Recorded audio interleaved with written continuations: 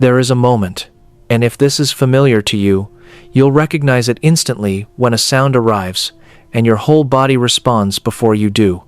A car alarm in a quiet street. A door slammed down the hall. Music pushed past the point where it was just music into something that feels like pressure.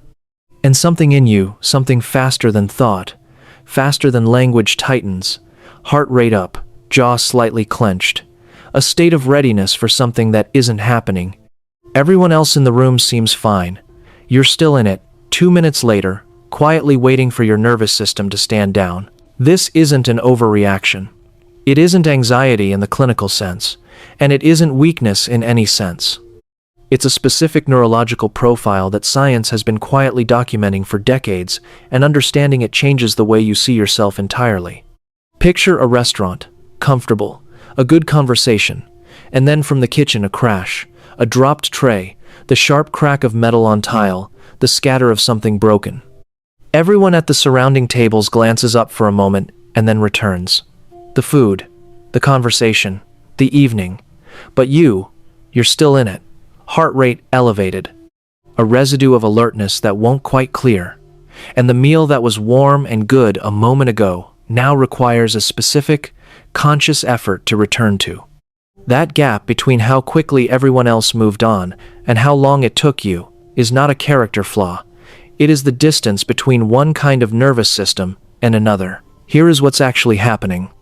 Sound was, for most of human history, the primary channel through which the brain detected danger. Not vision, you can close your eyes. Not touch, threats don't always get close enough. Sound travels through walls, arrives from behind you, reaches you in the dark. The brain evolved to treat sudden, loud noise as the most urgent threat signal in the sensory environment. And it built a mechanism specifically for it, a neural pathway that bypasses conscious processing entirely and fires the amygdala, the brain's threat detection center, in milliseconds. Your body responds to the loud noise before you've decided how to feel about it, before you've identified the source, before you've assessed the situation. Before any thought has formed, the alarm is already running. Cortisol releasing, muscles tensing, pupils dilating. The entire survival apparatus came online for a sound that turned out to be a dropped tray. In most people, this response fires and then quickly dampens once the brain determines there's no actual threat. The amygdala settles. The nervous system stands down. Life resumes. But in approximately 20% of the population, 1 in 5, the nervous system doesn't settle at the same speed. Scientists call the underlying trait sensory processing sensitivity. These are people whose brains process incoming stimuli more deeply, more thoroughly, and with more neurological resources than average. They are not registering more sound than everyone else. They are processing what they register more completely, cataloging it, cross-referencing it, holding it in active attention for longer. The brain that does this is running at higher resolution. And when the input is a sudden loud noise, the cost of running at that resolution becomes immediately apparent. If this is landing, if you're recognizing something in your own experience that finally has a name, take a moment to like this video. It helps more people find this conversation. And if the science behind how nervous systems work is something you want to keep exploring, subscribe. This is what we do here. The same trait that makes a loud noise so physically disorienting produces something significant on the other end of the spectrum. Brains wired for deep processing are the ones that hear the tension in a conversation before it's spoken, that notice shifts in a room's atmosphere before anyone has moved or said anything different, that files away details, a tone of voice, a pattern of behavior, the way someone's posture changed when a particular name came up, and retrieve them weeks later when they become relevant. This is not overthinking.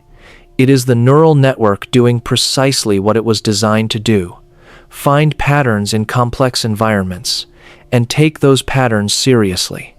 For most of human history, this was not a liability. It was what survival required. The people who heard the predator before it broke cover, who noticed that the water smelled wrong, who sensed that the situation had changed before anyone else registered the change.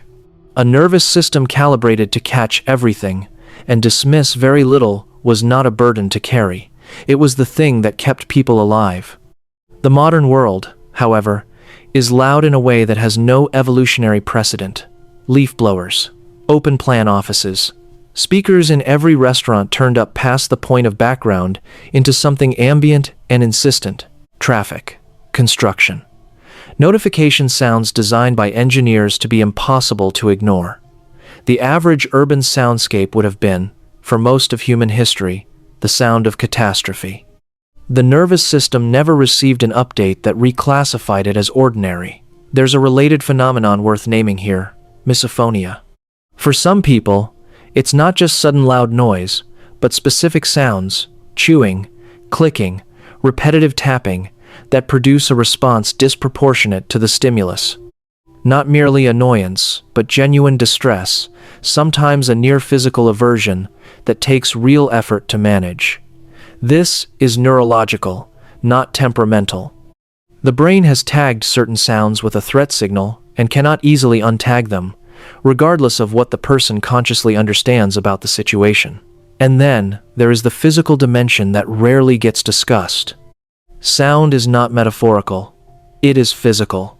It is waves of pressure moving through air and entering your body, vibrating your eardrum, your chest, the delicate bones of your inner ear. At higher volumes, this is genuinely felt in the body, not just heard by it. For a nervous system with heightened sensitivity, the physical component of loud sound is not background texture. It is a foreground experience. The body is registering something the mind is simultaneously trying to interpret as harmless, and the gap between those two processes produces its own particular kind of exhaustion. What this means in daily life is that certain environments are simply more costly for some people than for others. A concert that is energizing for one person is genuinely depleting for another, not because they're less resilient, but because they are processing more of it, more completely, at a higher cost per moment. The recovery time is real. The need for silence afterward is not preference. It is the nervous system doing what any system does after intensive use, restoring its capacity.